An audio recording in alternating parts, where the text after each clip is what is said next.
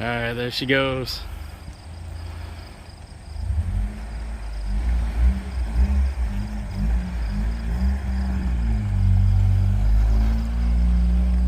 Oh, what a day.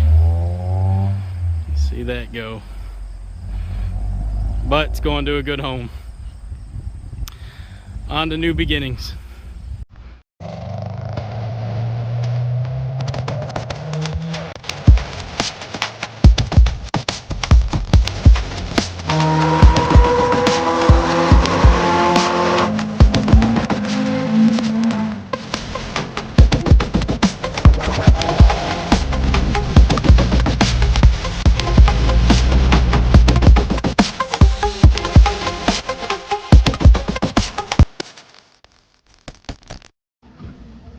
Alright, what's up, y'all?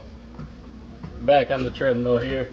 So I figured I would do this video to kind of explain why I sold the 1999 Honda CR-V 5-speed RD1, the one that, you know, started everything for me and started channel. Not my first CR-V, technically. That was actually my wife's, the 2000. But kind of what started everything for me. So it's the day after vacation. Had a vacation, much needed, had a lot of fun. My friends were down, well, my brother was down, and new friend, you know, one that I had met, great person. Finally got to meet him actually in person and had fucking phenomenal time.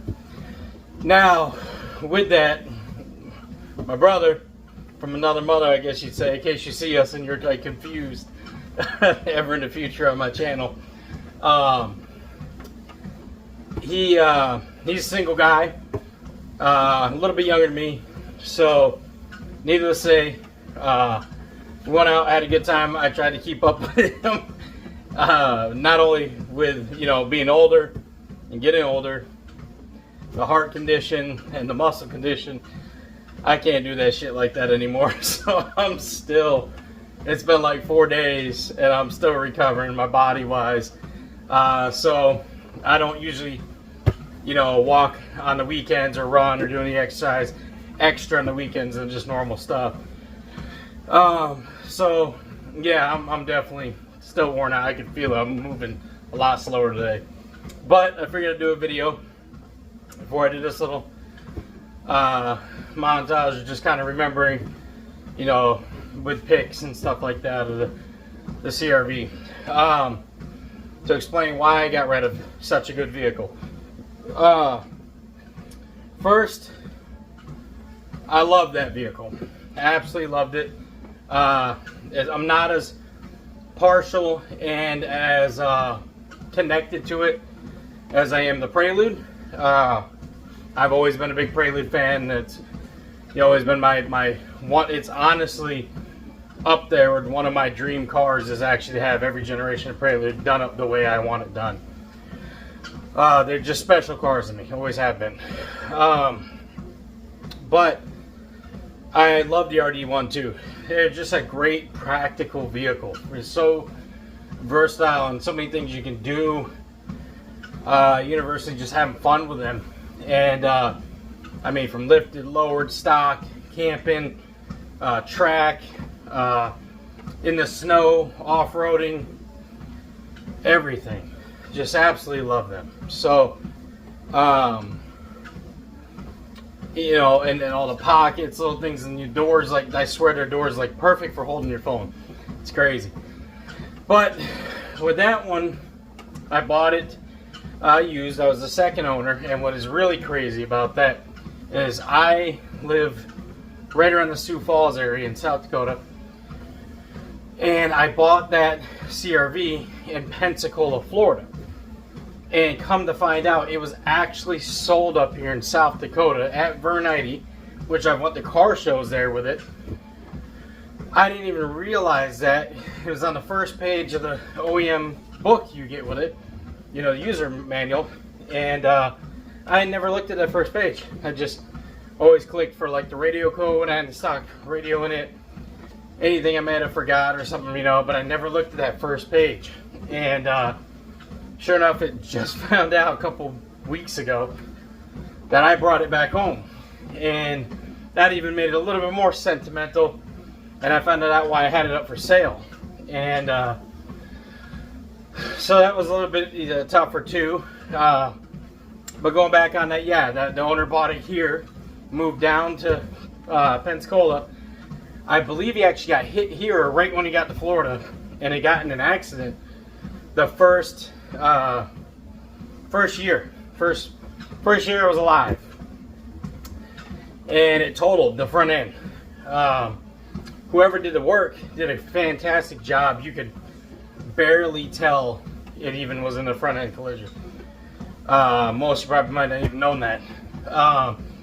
And that paint you guys saw all the way up to the day I sold it, other than the front end that got in the collision redone, which, by the way, it was sold in July and it got in that collision in October, so pretty much, you know, a couple months after, it was the same paint. Let's just say OEM paint job. So, and it still looked that good. So that kind of brings me to one of the big reasons why I got rid of it. I put a ton of money in that vehicle. That vehicle could last another 20 years if taken care of. You guys saw it stock, lifted, lowered, and I wanted to go back to lifted. And I had everything to do it. The 6-inch kit, I was pretty much done. I was going to boost it, B16 head, everything. Well, when I got hit in the Prelude, it made me really realize that because most insurance companies, including mine, there are some you can still get, but they're changing more and more, will not let you, you know, do full coverage on a salvage title. And I stupidly put liability on for just one day on my Prelude. That day I got hit, because I was like, oh, I'm just gonna go to the show, gonna come back. I was looking at going with Heritage or a few other bigger companies to do a full coverage for the Prelude, where they cover my parts better, like really in depth. A lot of, you know, coverage. Yeah, it costs more, but had that happen, I would have been taken care of a lot better. I'll explain more of that in the video where I get my Prelude back for you guys on the whole insurance thing, what happened. But what I learned, and I kind of knew, but it's in the back of your mind. You don't think about it all the time because you don't deal with it all the time. I'm a very safe driver. I've never hit nobody. I've always been the one being hit. Knock on wood. Doesn't mean it couldn't happen. But I've always been a safe driver. And I'm 37. So, that being said, they didn't take care of me very well. Not my insurance, not theirs. They didn't give a shit. There's all kinds of ways, because South Dakota has certain laws. There's ways for them to get out of it and weasel their way out of it and all this shit. And pissed me off. Had I had better coverage, of course they would have fought harder and they would have been like, oh shit, you know, this is totally wrong. What happened to them? Let's do it. But neither of them wanted to do shit. And they both lied their asses off because they're just trash like that and they want to save money. They don't give a fuck about anybody. Which is shitty, because I'm more of a person that is honorable and you do the right thing. It's the way I believe you should be in life. But anyways, that got me realizing that if I get hit in that car, if my daughter gets hit, my son, my wife, anybody, they're not going to do shit for us. And I've just put 30, 40, 50,000 plus dollars in that vehicle by the time I would have put everything in this with what I've already done. Now, given I know, being a car guy, you're never going to see that exact money back. But with some of these vehicles getting older and harder to find, in good shape, values are going up. You'll see the idiots, the dumbasses laughing that they still think they're stuck in 2000 with the prices. They're dumb as fuck. You know, those people are ignorant and they're idiots, and if you're one of them, you're a jackass if you don't believe values on these cars, OEM, are going to go up more, of course, but even slightly modified or tasteful modifications are still going to be worth something to people. Bring a trailer, certain sites, bigger sites that are more professional, not Facebook Marketplace, they're going to be more of your audience you're looking for older Hondas that really want one. So yeah, that being said, the RD1s are still plentiful, but in 5-speed they're becoming rare and a little bit harder to find. And guys, with the all-wheel drive craze, with the people just part them out, repart, give it 5 years, 10 at best. Guarantee you, all you people that think they're too easy to find are going to be shocked. The Prelude's already heading that way right now. So,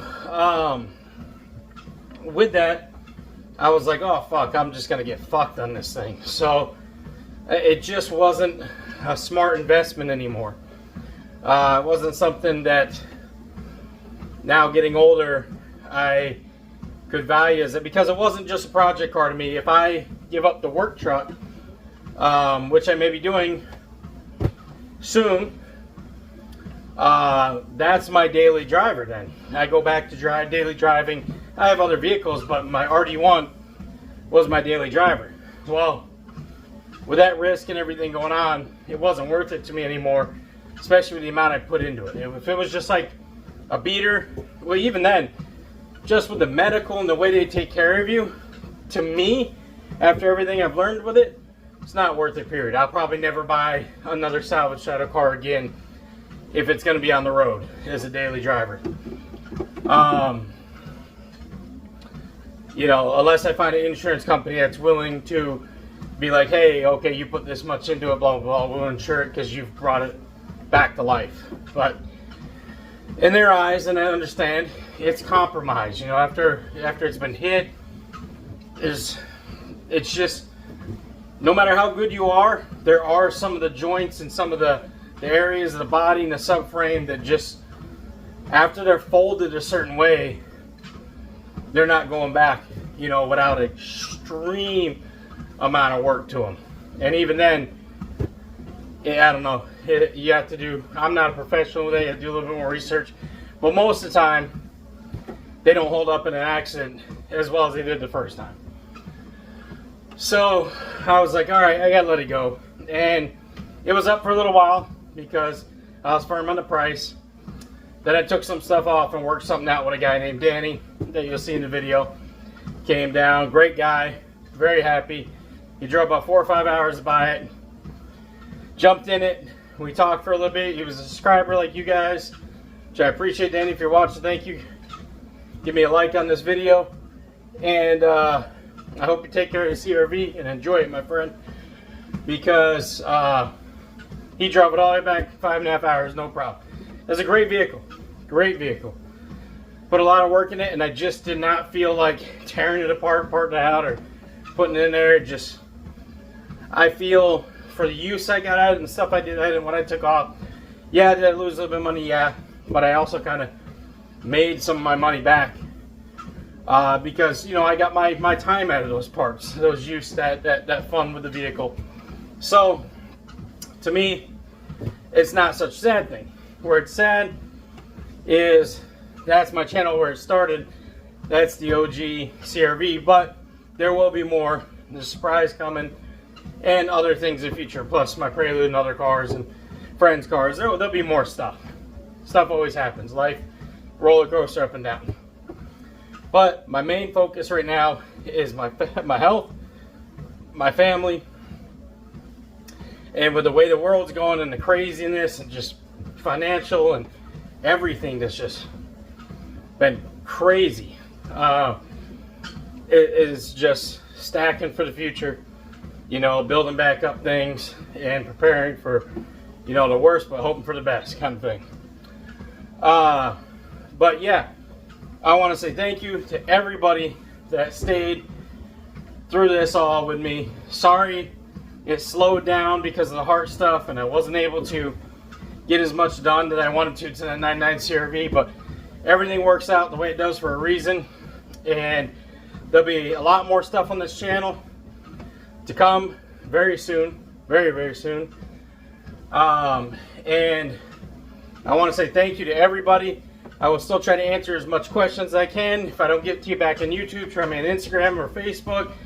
vice versa. I am, going through some changes in life and stuff like that, so I'm a little bit more busy, but I will get back to it, and there will be more CRV content, more Prelude content.